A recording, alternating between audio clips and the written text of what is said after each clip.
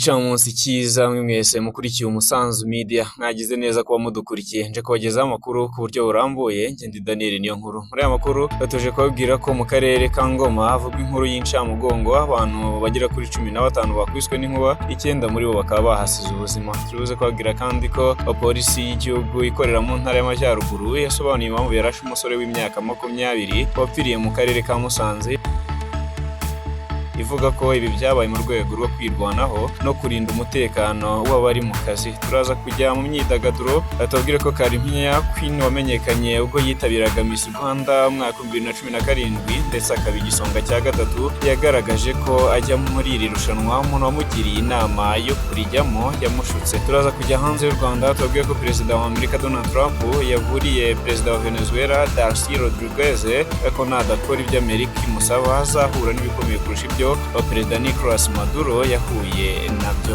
Kandi ni ku buryo burambuye.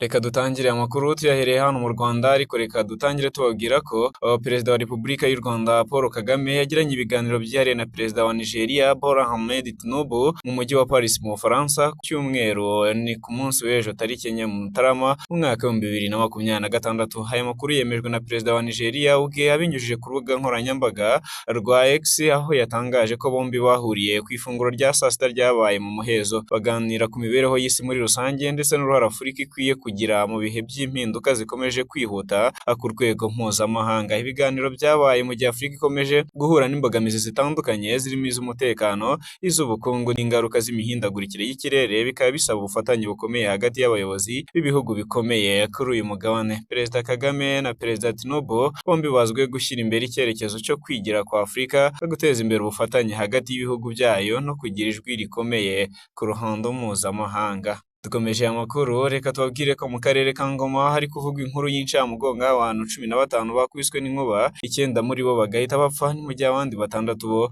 bakomeretse bikomeye bakaba bajyanywe mu bitaro. Ibindi kuri iyi nkuru Marie Rose arabitubwira ku buryo burambuye. Mu karere ka Ngoma inkuba yakubise abantu 15 bari bugamye imvura, 9 bahita bitaba Imana naho 6 barakomereka. Ibi byabaye ku gicamunsi cyo kuri uyu wa 4 Mutarama 2026 ahagana saa 11:30 z'umugoroba mu murenge wa Jarama hafi y'igishanga cy'Akagera ku mupaka w'u Burundi. Aba baturage bari mu mirimo yo kwita ku matungo, imvura iguye bahungira ku nzu ikoreshwa n'abarinda icyambu cyo kuri uyu mugezi w'Akagera. Uko kugama inkuba yakubise ku buryo bukomeye ihitana abantu 9, abandi 6 barakomereka ndetse bagira n'ihungabana. Guverineri w'intara y'Iburasirazuba Prudence Rubingisa yabwiye RBA ko ari ubwa mbere iki kibazo kibaye muri aka gace, anasaba ko hakorwa isesengura ryimbitse ku mpamvu zatumye iyi nkuba iba ifite imbaraga zidasanzwe. Guverineri Rubingisa yakomeje avuga ko imirambo yajyanywe mu buruhukiro bw'ibitaro bya Kibungo mu gihe hateganwa uko bazashyingurwa ku bufatanye n'akarere ka Ngoma n'imiryango yabo.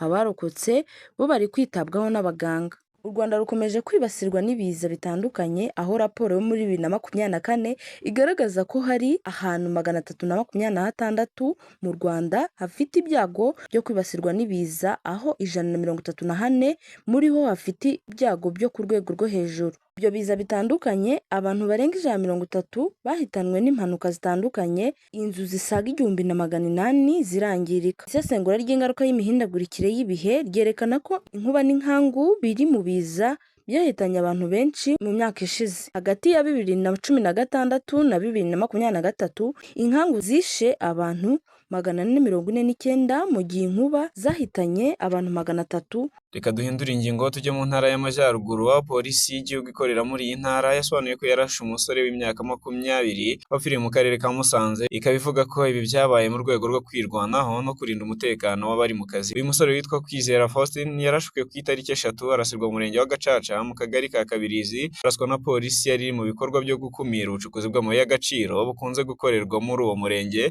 mu buryo bunyuranyije n'amategeko. Umuvugizi wa polisi y'u Rwanda ikorera mu ntara y'Amajyaruguru ayipingira Bakunzi Ignace yatangaje ko uwo musore yarashwe n'abapolisi barimo bitabara ubwo baterwaga n'abagera kuri 40 bari bitwaje intwaro gakondo aho bageragezaga kwambura b'abapolisi bari bafashe. Polisi burira abakora ubucukuzi bw'amabuye y'agaciro mu buryo bwa magendu ko bitemewe ahubwo ko bagomba kubwirinda kuko bishobora kubakururira ibihano birimo igifungo n'ibindi bashobora guhura nabyo bitewe no kuba bakoze ibinyuranyije n'amategeko. Polisi kandi yibukije abaturage ko bagomba kubahiriza amategeko kuko ari inshingano ya buri muturage wese kandi ko kurwanya inzego z'umutekano ari icyaha gishobora guteza ingaruka mbi ku wagikoze zirimo no gutakaza ubuzima nk'uko uyu byagenze.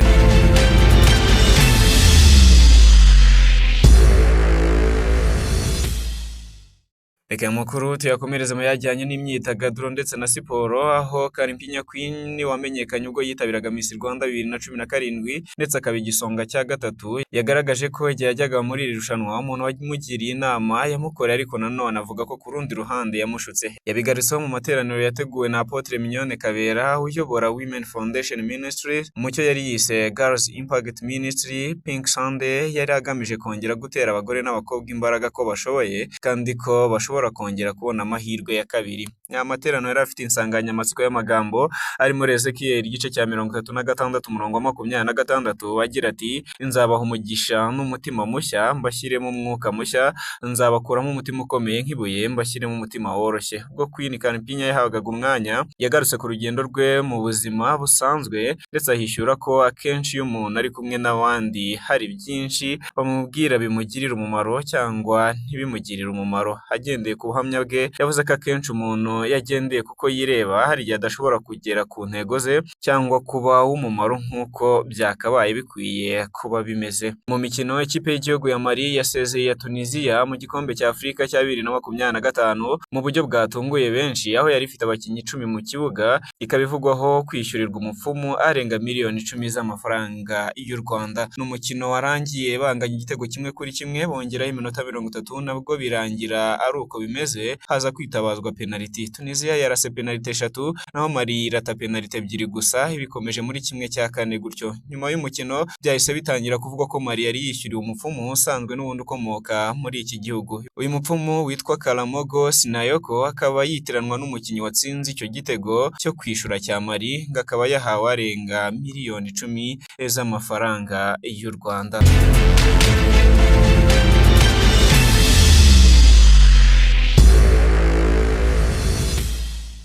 Hanze y'u Rwanda, Perezida wa Amerika Donald Trump yaburiye Perezida wa Venezuela Delcy Rodriguez ko nadakora ibyo Amerika imusaba azahura n'ibikomeye kurusha ibyo Perezida Nicolas Maduro yahuye nabyo. Trump yavuze ko ubuyobozi bwasigaranye igihugu nibutemera gukorana na Amerika nk'igihugu gisubizwe ku murongo hazagabwa ikindi gitorero gikomeye kurusha icyabaye. Ibi babivuze nyuma y'uko Amerika ifatiye Maduro mu nzu ye n'umugore we bakajyana New York muri Amerika ndetse bikaba biteganyijwe ko bazagezwa imbere y'urukiko muri iki cyumweru aho bakurikiranyweho ibyaha bifitanye isano n'icuruzwa ry'ibiyobyabwenge. Mu kiganiro Trump yagiranye na The Atlantic yavuze ko Delcy Rodriguez nadakora ibikwiye azabyishyura mu buryo buremereye ndetse kurusha Maduro. Ku rundi ruhande ariko intambara ya Trump muri Venezuela ifatwa nk'ishingiye ku gushaka kwigwizaho ibikomoka kuri peteroli by'iki gihugu cya mbere ku isi gifite uyu mutungo kamere kuko kibarirwa utugunguru miliyari 303. Bigaragara ko turi mu butaka tutari twacukurwa naho Amerika ikaba ifite utubarirwa kuri miliyari 45.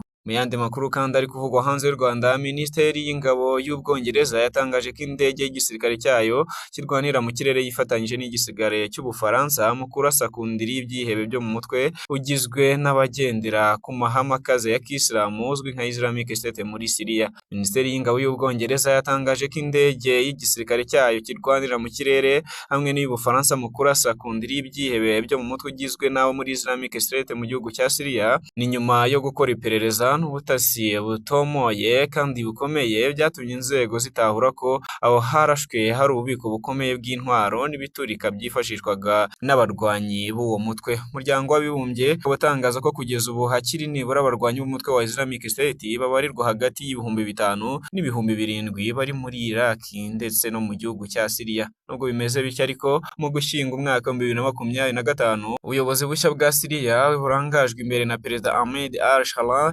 bwahindutse igihugu cya 90 cyifatanyije n'ihuriro riyobowe na Amerika mu kurwanya uwo mutwe w'iterabwoba. Yandi makuru ari nayo turi busorezeho, reka tuyasoreze hano ku mugabane wa Afurika mu gihugu cy'abaturanyi, aho Perezida wa Repubulika ya Demokarasi ya Congo Felix Antoine Tshisekedi Tshilombo yafashe icyemezo mu miyoborere y'ububanyi n'amahanga, aho yahisemo guha Leta Zunze Ubumwe z'Abarabu United Arab Emirates inshingano zo kumushakira inkunga ya diplomasi ku rwego mpuzamahanga, ashyira ku ruhande Qatar yari imaze iminsi igaragara mu biganiro bijyanye n'umutekano wo mu burasirazuba bwa RDC. Amakuru atangazwa na Infos Direct avuga ko iki cyemezo kije mu gihe uyu muryango ukorana bya hafi na Eric Prince washinze ikigo kizwi cyane cy'abasirikare bigenga cya Black Waters, ndetse akaba ayobora n'ikigo Frontier Service Group gifite ibikorwa bitandukanye cyane cyane muri Sudani. Ku rundi ruhande ariko Perezida Tshisekedi yanze burundu ko habaho indi mishyikirano iyo ari yo yose n'ihuriro rya AFC M23, ashimangira ko igisubizo cyonyine kiriho ari ugukomeza urugamba hamwe n'uyu mutwe wa AFC M23. Ni nuko nsoje amakuru yavugwaga kuri uyu munsi, reka mbashimire mwese twayabanyemo. Njye ndi Daniel Niyonkuru, reka mbifurize kuza gukomeza kugira umunsi mwiza.